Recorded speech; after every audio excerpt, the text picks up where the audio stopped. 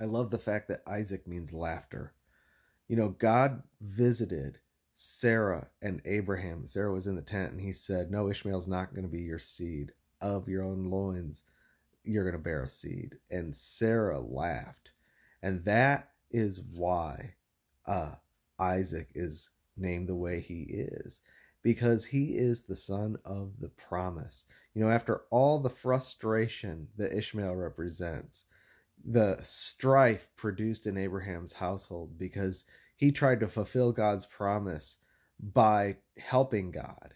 You know, he saw that he would be multiplied and he would have seed as the sands of the seashore, right?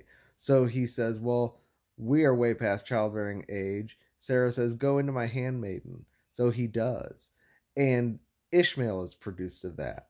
And the Ishmael becomes a type of the flesh, and he persecutes Isaac, and Hagar persecutes Sarah and assumes that she should be in the house and despises Sarah because Sarah is desolate and she has a child. So she thinks she's more legitimate than Sarah, but she's a bondwoman and her child is not going to be able to stay in the house.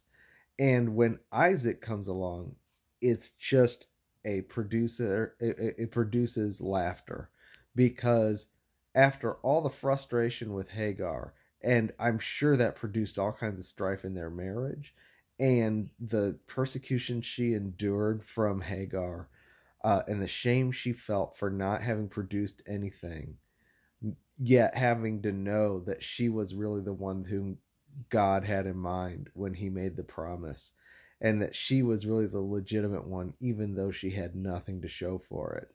And she looked at her own body, and Abraham looked at his own body and considered it, dead. Nothing good is going to come out of this. No seed will come forth from this. But in the time when they'd given up, God shows up, right? And once again speaks and says, you're going to have a seed.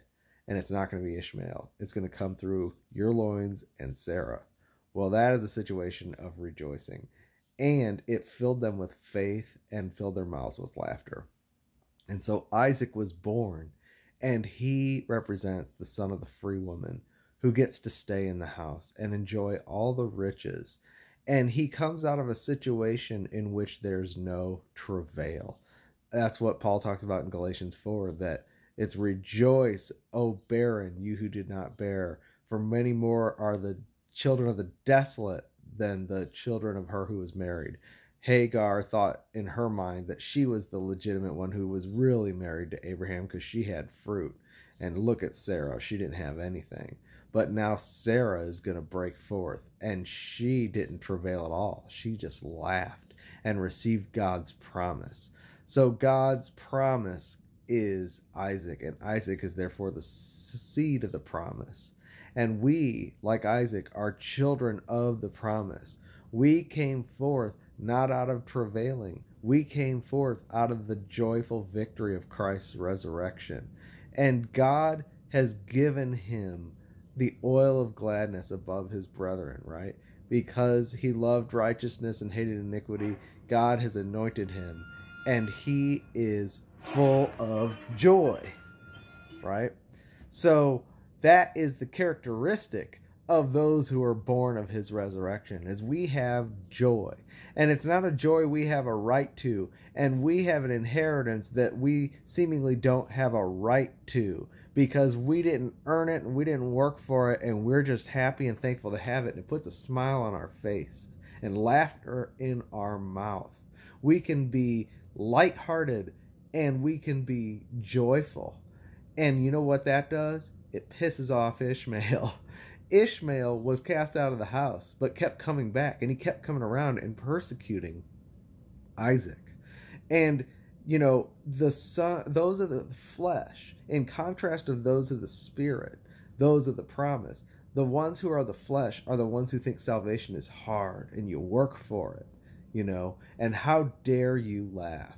And they come with hatred in their hearts, and they come to spy out the liberty of the sons of promise, and they want to bring you into bondage. and they hate you. Just remember, they hate you. They are the sons of Cain. They and it's fully manifested what kind of people they are. Just look at the way they treat you. I get emails from people who obviously they are fascinated with the joy, and it irritates them and makes them so angry, and they say have nothing good to say. It's just hatred. They just can't stand it. And that is interesting, because the sons of the flesh will persecute those of the promise. Those of the promise have no requirement at all. They didn't travail, they didn't do anything. It's easy believism. It really is. We just are thankful and have a sense of blessedness because we know we are the children of the promise, and that God calls those. You say I'm not holy? Well, God says I am. God calls those things that are not as though they are, right? You say I'm not legitimate? No, you're not legitimate, because you're trying to strive by your own efforts, and therefore you're showing yourself to be a son of the bondwoman and showing yourself to be rejected. And you're manifesting that rejection in your hatred of me, just like Cain manifested his rejection and his hatred of Abel. These sons of the flesh will do the same thing. And that's why you see, it's like, why did they rejoice in persecution by religious people in Acts? Well, once you've gone through it, you realize that that is the proof that you are worthy to receive the kingdom, and the proof that they have been reserved unto judgment. Just look at the text in 2 Peter and in Thessalonians, and look what all the apostles said about persecution.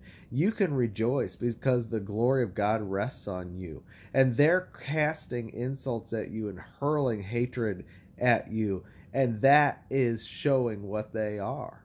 They are manifesting what they are in their hatred for you. And so the proper response to that kind of treatment is actually to laugh. It is to have a heart full of thanksgiving and joy. And yes, even boasting in your inheritance. Because Paul realized that through that rejoicing of the Gentiles in the glory of Christ that they had gotten for free, they might be able to provoke the Jews to jealousy. So, in the same way, when you are rejoicing in your salvation and some religious person comes who's clearly demonically inspired and probably has a mental disorder, you can tell because of the absolute hatred they have for you that comes out of nowhere. You don't even know this person.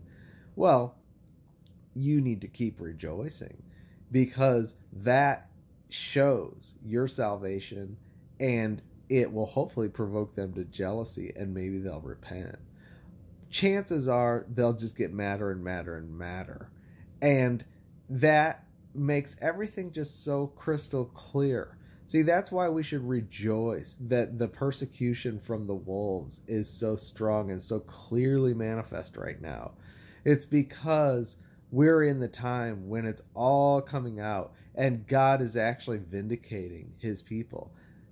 These wolves think that they're exposing God's people, but actually their hurling of insults is our crown of glory, because it just shows that God's joy and his salvation is resting upon us, and that's why they hate us. It just shows that we're the ones who travailed not and have received the promise. They could too if they would give up their righteousness, if they would repent.